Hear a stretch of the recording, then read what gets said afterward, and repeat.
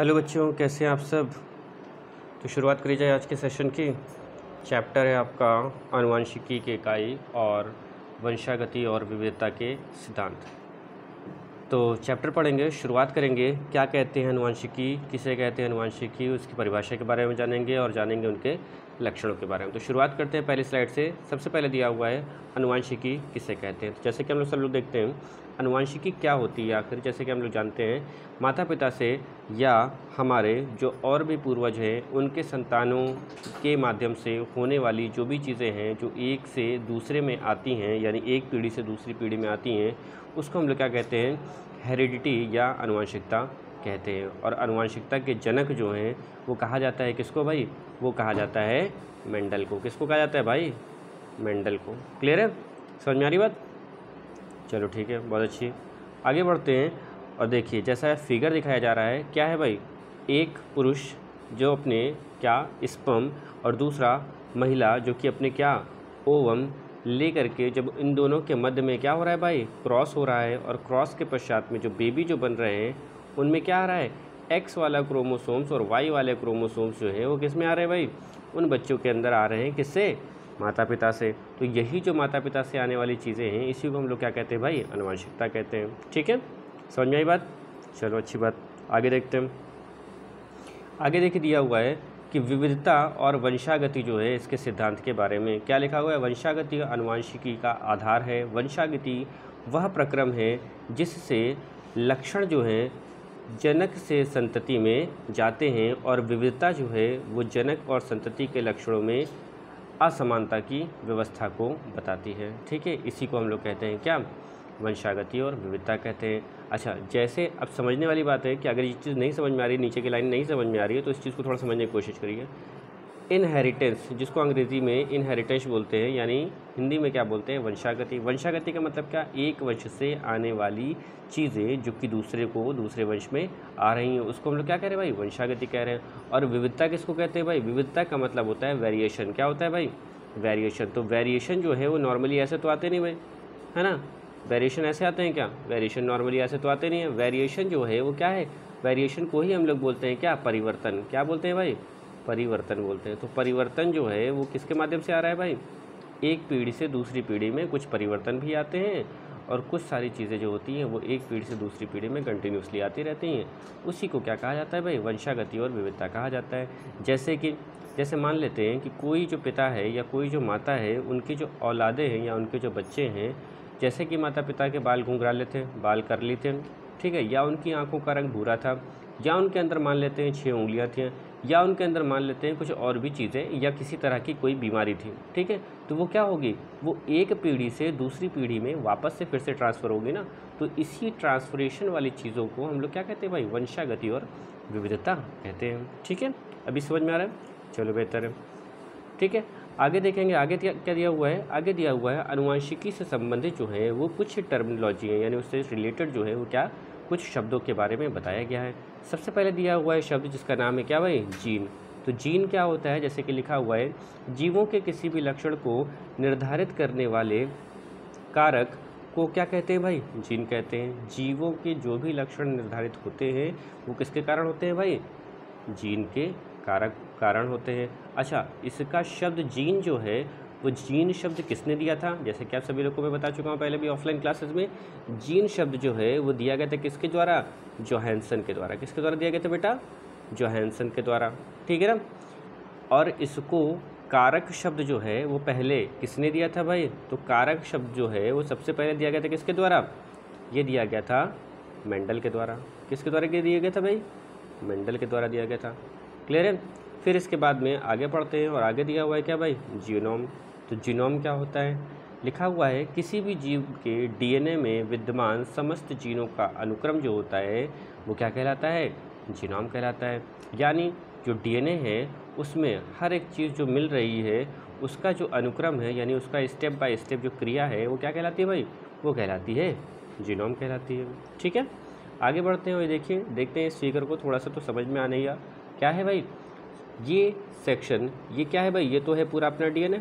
क्या है ये, डीएनए।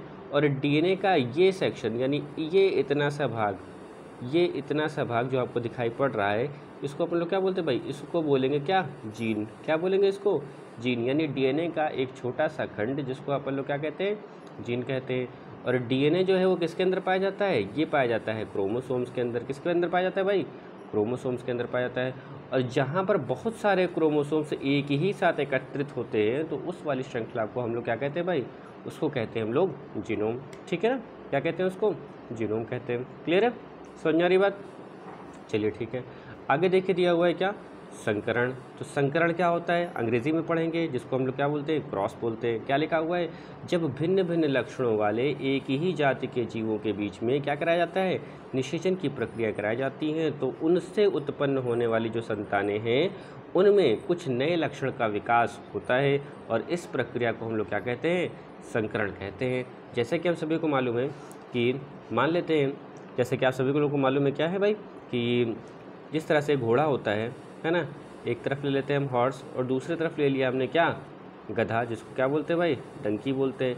इन दोनों के मध्य में जब क्रॉस कराया गया तो एक तीसरी संतान पैदा हुई जिसको हम लोग ने क्या नाम दिया भाई, खच्चर नाम दिया। ठीक है, तो घोड़ा और गधे का मिक्सचर ही तो है खच्चर। तो ये क्या कराया गया, उसमें दो भिन्न भिन्न लक्षण वाली जो जातियाँ थीं उन दोनों के बीच में क्या करा दिया, निषेचन करा दिया, और इससे उत्पन्न होने वाली संतान जो है वो क्या हो गई, एक नए लक्षण के साथ में विकसित हो गई, और इस प्रक्रिया को हम लोगों ने क्या कह दिया, इसको कहा हम लोगों ने संकरण। क्लियर है, समझ में आ रही बात। अच्छा, आगे देखिए दिया हुआ है अगला लिखा हुआ है हाइब्रिड यानी संकर। तो संकर क्या होता है, जैसे कि हम सभी जानते हैं कि नर तथा मादा युग्मकों को जो लैंगिक रूप से प्रक्रिया कर रहे हैं उनको मिलाने पर जो भी संकरण हो रहा है उसको हम लोग क्या कहते हैं, हाइब्रिडाइजेशन कहते हैं। और ये दो विपरीत लक्षण वाले जीवों के बीच में हमेशा उत्पन्न होता है, और इससे जो उत्पन्न हुई संतान है उसको हम लोग क्या कहेंगे भाई, हाइब्रिड कहेंगे। उसी तरह से जिस तरह से हम लोग जानते हैं, क्या जानते हैं, क्या जानते हैं भाई, जानते ये हैं कि जो हाइब्रिड वाली चीज़ें होती हैं, जैसे कि गेहूँ भी कई तरह के हाइब्रिड आते हैं, जैसे कि धान भी कई तरह के हाइब्रिड आते हैं। इसी तरह से अगर हम लोग कई सब्जियों में बात करें तो वो भी सारी चीज़ें हाइब्रिड आती है। तो वो क्या है, दो अलग अलग प्रकार की सब्जियां हमने पकड़ ली और उन दोनों अलग अलग प्रकार की सब्जियों के मध्य में क्या करा दिया, क्रॉस करा दिया, यानी क्या करा दिया, हाइब्रिडाइजेशन करा दिया। तो इस प्रकार की जो एक नई तरह की जो सब्ज़ी बनी तो उसको हम लोग क्या कहेंगे भाई, उसको हम लोग संकर कहेंगे। ठीक है, बात समझ में आ रही है। अच्छा, ये देखिए एक फिगर दिया हुआ है छोटा सा, उस फिगर को थोड़ा समझिए और समझने की कोशिश करिए। जैसे मान लिया कि हमने दो डबल टी दिया हुआ है, क्या है, शुद्ध लंबे प्रकार के पौधे हैं, और दूसरी तरफ क्या दिया हुआ है, शुद्ध बौने प्रकार के पौधे हैं। ठीक है, जो कि स्मॉल टी है। ये जो पीढ़ी है इसको हम लोग क्या बोलते हैं भाई, जनक पीढ़ी यानी पेरेंटल पीढ़ी, इसीलिए इसके आगे क्या लिखा हुआ है, पी लिखा हुआ है। ठीक है, अब इन दोनों पौधों के मध्य में क्या करा दिया गया, संकर करा दिया गया, और जैसे ही इनके मध्य में संकर कराया तो क्या हुआ, संकर के पश्चात में जो भी आपकी संतति बनी, पैदा हुई जो संतति, वो संतति क्या है, उस संतति में कुछ गुण जो हैं वो क्या हैं, लंबेपन के हैं, और कुछ गुण जो है वो क्या है, बौनेपन के हैं। तो उसको हम लोगों ने क्या बोल दिया, कैपिटल टी और स्मॉल टी बोल दिया। इस वाले पौधे को जो अब पौधा जो तैयार हुआ, अभी तक पहले के पौधे कौन से थे, शुद्ध लंबे पौधे थे और शुद्ध बौने पौधे थे। लेकिन अब जो ये F1 पीढ़ी तैयार हुई है यानी प्रथम पीढ़ी तैयार हुई है, इसको हम लोग क्या बोलते हैं, संकर लंबे पौधे कहते हैं। क्योंकि क्या हुआ भाई, इनके मध्य में क्या कराया गया है, क्रॉस कराया गया, और क्रॉस कराने के पश्चात में जो अब चीज़ें पाई गई वो पूरी तरह से शुद्ध नहीं है, इसीलिए हम इसको क्या कहते हैं, इसीलिए हम इसको क्या कहते हैं भाई, संकर लंबे पौधे कहते हैं। ठीक है, आगे पढ़ते हैं बेटा, जीनोटाइप किसे कहते हैं। तो जैसे कि आप सभी लोग को मालूम है बेटा, जीनोटाइप क्या होता है, हमारे डीएनए में एक विशेष प्रकार के जिम्मेदार जीनों के समूहों को हम लोग क्या कहते हैं भाई, जीनोटाइप कहते हैं। यह डीएनए की एक संरचना होती है जो ही क्या करती है भाई, जन्म देती है किसको, फिनोटाइप को भी जन्म देती है। और कहा यह जाता है कि जीवों में के जीन में थोड़ा सा भी अगर अंतर होता है तो उन्हें अलग अलग जीनोटाइप कहा जाता है। उसी प्रकार से जिस तरह से हम लोगों ने पढ़ रखा है, क्या जैसे क्या होता है भाई कि एक डबल टी नाम का कोई एक पौधा है, ठीक है, एक ऐसा पौधा जो कि कैसा है भाई, डबल टी पौधा है। ठीक है, अब उस पौधे के अंदर क्या कराया गया, अब उस पौधे के अंदर क्रॉस कराया गया, किससे, उसी पौधे से क्रॉस करा दिया गया भाई, सेम उसी पौधे से, जो पौधा ये वाला था वही पौधा ये वाला था, इन दोनों के मध्य में क्रॉस कराया गया। अब जब क्रॉस कराया गया तो इनसे पैदा होने वाली जो संतति थी वो क्या हुई भाई, एक तो डबल टी हो गई, दूसरी क्या हुई, एक कैपिटल टी स्मॉल टी हुई, और दूसरी जो हुई वो भी भाई क्या हुई, कैपिटल टी स्मॉल टी हुई। और तीसरी जो है वो क्या हुई भाई, स्मॉल टी हुई। तो कहने का मतलब क्या है, कहने का मतलब ये है कि इनसे जो चीज़ें जो उत्पन्न हुई उनमें क्या हुआ, अंतर आया कि नहीं आया भाई। एक तो पहले तो या तो फिर वो क्या हो गया, कैपिटल टी पूरी तरह से हो गया, और दूसरा क्या हो गया भाई, स्मॉल टी पूरी तरह से हो गया। बाकी की जो दो चीज़ें बनी वो क्या है भाई, वो तो वही वाली संतानें बनी ना जो संतानें पहले थी हमारी, जिन दोनों के मध्य में क्रॉस कराया गया। तो इससे कहने का मतलब क्या है, इससे कहने का मतलब ये है भाई कि इससे जो भी चीज़ें मिल रही हैं वो क्या है, जीनोटाइप है, यानी जीन में जो भी बदलाव हुआ है वो कैसा हुआ है, इस प्रकार का बदलाव हुआ है।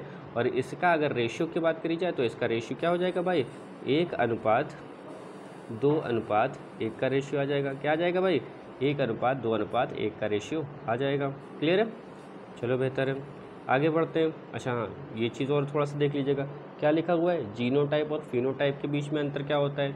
जीनोटाइप जो होता है वो कॉम्बिनेशन होता है एलील्स का, और क्या होता है भाई, एक ऑर्गेनाइजेशन होता है जो कि क्या करता है, एक हेरिटेज जो होती है हमारी, यानी जो हमारी समय की जो पीढ़ी होती है उसमें क्या करता है, जो पेरेंट्स के माध्यम से जो जीन आते हैं वो उसी के माध्यम से आते हैं। इसीलिए हम लोग उस प्रक्रिया को क्या कहते हैं, जीनोटाइप कहते हैं। क्योंकि जीन के माध्यम से कोई चीज़ जो कि पेरेंट्स से बच्चों में आ रही है उसको हम लोग क्या कहेंगे भाई, उसको कहेंगे जीनोटाइप। और दूसरी क्या होती है, फिनोटाइप। तो फिनोटाइप में क्या होता है, अगर कोई भी चीज़, ऐसे लक्षण जो कि हमको फिजिकली दिखाई पड़ते हैं उसको हम लोग क्या कहते हैं भाई, फिनोटाइप कहते हैं। क्लियर है, बात समझ में आ रही है। अच्छा, दूसरी बात कि जीनोटाइप जो होते हैं उसमें क्या पाई जाती हैं, उसमें पाई जाती हैं जीन की कोडिंग। और फिनोटाइप जो होती हैं उसमें क्या पाया जाता है बेटा, उसमें वही चीज़ें पाई जाती हैं जो कि हमको देखने में दृश्य करने वाले योग्य होती हैं। तो इस तरह की कंडीशन को हम लोग क्या कहते हैं, फिनोटाइप कहते हैं। ठीक है। अच्छा, एक लाइन और भी थोड़ा सा पढ़ लेंगे, जैसे दिया हुआ है यहाँ पर क्या, संकरण की पहली पीढ़ी जो होती है यदि उसको एक में विभाजित कर दिया जाए और कभी कभी अलग अलग में विभाजित कर दिया जाए, तो इसमें जो भी पहली संकरण विधि जो होती है, जो भी पहला जो संकरण होता है वो क्या होता है भाई, कैपिटल ए और कैपिटल ए स्मॉल ए व्यक्तियों के बीच में क्रॉस को अगर कराया जाता है तो वही वाला क्रॉस है भाई। उन क्रॉस को अगर कराया जाएगा तो क्या होगा, जीनोटाइप क्या होगा भाई, 1:2:1 पाया जाएगा। और इसी तरह से अगर फिनोटाइप को देखा जाएगा तो क्या आ जाएगा भाई, 3:1 का रेशियो आ जाएगा। ठीक है ना, 3:1 का रेशियो आएगा कि नहीं आएगा। क्लियर है, बात समझ में आई। तो ये देखिए आपका, ये अगर हम बात करते हैं कि किस तरह से क्रॉस कराया जाता है, तो क्रॉस कराने की प्रक्रिया ये है। और इस वाली प्रक्रिया को हम लोग क्या बोलते हैं, इसको हम लोग बोलते हैं पुनेट लॉ। क्या बोलते हैं बेटा, इसको हम लोग बोलते हैं पुनेट लॉ भी बोलते हैं, इसको पुनेट स्क्वायर भी कहा जाता है। ठीक है, ये सारी चीज़ें हैं। क्लियर है। अच्छा, इस वाले जो सेक्शन को जो दिखाया गया है वो अब दिखाया जा रहा है, जो आपको ratio same as it is ratio इसी तरह से आएगा। क्लियर है, बात समझ में आ रही है। अच्छा, उसके बाद थोड़ा सा देखेंगे क्या, मेंडलवाद। तो मेंडलवाद क्या होता है, जैसा कि हम सभी लोग जानते हैं कि मेंडल साहब जो थे एक बहुत अच्छी प्रकार के वैज्ञानिक थे। उन्होंने क्या किया भाई, उन्होंने हमारे वहाँ किसकी खोज करी थी, मटर के बारे में खोजा, जाना और उसको पढ़ाया और उसके बारे में समझाया। अच्छा, थोड़ी सी जानकारी अगर हम मेंडल के बारे में दें तो उसको अगर आप समझ लेते हैं तो आपको मेंडलवाद जो है वो आसानी से समझ में आ जाएगा। जैसा कि मेंडल साहब जो थे उनका जन्म कब हुआ था और मेंडल साहब की मृत्यु जो थी वो कब हुई थी। जैसा कि हम सभी लोगों को मालूम है कि मेंडल साहब जो थे उनका जन्म 1822 में हुआ था और उनकी मृत्यु जो है वो कब हुई थी भाई, 1884 के मध्य हुई थी। दूसरी चीज़ कि मेंडल साहब जो थे वो एक चर्च के पादरी हुआ करते थे। ठीक है। तीसरी चीज़ कि मेंडल साहब का जन्म जो था वो कहाँ पे हुआ था, ऑस्ट्रिया में हुआ था। जब जन्म हो चुका था उसके काफ़ी समय बाद तक वो अपने पिता के साथ में खेतीबाड़ी का काम करते थे। कुछ समय बाद जब वो थोड़ा सा पढ़े लिखे तो वो कहाँ चले गए भाई, चर्च वर्च चले गए, पादरी वादरी बन गए। फिर उसके बाद क्या किया शुरू किया उन्होंने रिसर्च करना शुरू किया, पढ़ाई करना शुरू किया। जब उन्होंने पढ़ाई करना शुरू किया तो किसके बारे में पढ़ाई करी भाई, उन्होंने सबसे अधिक जो है वो ध्यान दिया किसके बारे में भाई, मटर के पौधे के ऊपर उन्होंने अध्ययन करना शुरू किया। और उन्होंने पूरी पीएचडी करने में भी मटर के पौधे के ऊपर ही पूरा अपना समय लगा दिया। ठीक है। उसके बाद में हम देखते हैं क्या कि जो मेंडल साहब जो थे उन्होंने अपना रिसर्च का समय जो कि 1856 से लेकर के 1863 के मध्य का था, वो उन्होंने ये उद्यान मटर, जिसको अंग्रेज़ी में क्या बोलते हैं, पाइसम सटाइवम में लगा दिया।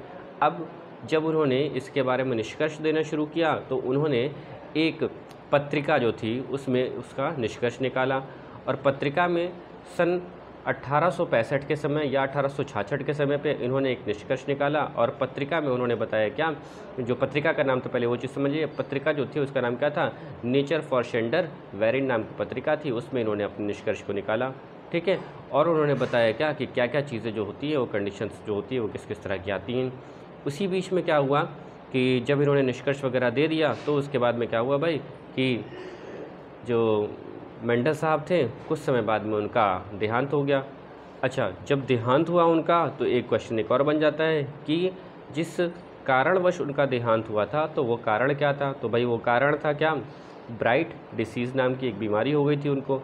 अब ब्राइट डिसीज़ बीमारी क्या होती है, तो भाई ये एक बीमारी ऐसी होती है जिसमें क्या होता है, किडनी से संबंधित एक रोग हो जाता है। और इस रोग में क्या होता है, इस रोग में जो किडनी जो होती है उसमें क्या हो जाता है भाई, सूजन आ जाती है। सूजन के साथ साथ उसमें कई तमाम तरह की दिक्कतें आ जाती हैं।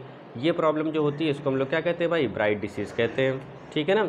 अच्छा, फिर एक बात बतानी है कि अरे ये जो मेंडल साहब जो थे जिन्होंने बहुत सारी खोजें कर डाली, तो खोजें करने के बावजूद भी इनको लोग जो थे इनकी सराहना नहीं कर पाए। कारण क्या था भाई, लोग जो थे वो इनको पहचानते ही नहीं थे, क्योंकि जिस पत्रिका में इन्होंने क्या नाम है अपना रिसर्च के बारे में लिखा वो पत्रिका एक रीजनल पत्रिका थी। मतलब क्या हुआ कि आपके अगर गांव खेड़े में या आपके शहर में जो भी चीज़ें अगर न्यूज़ आ रही है तो वो क्या है, एक शॉर्ट लेवल की न्यूज़ है, एक छोटी न्यूज़ है।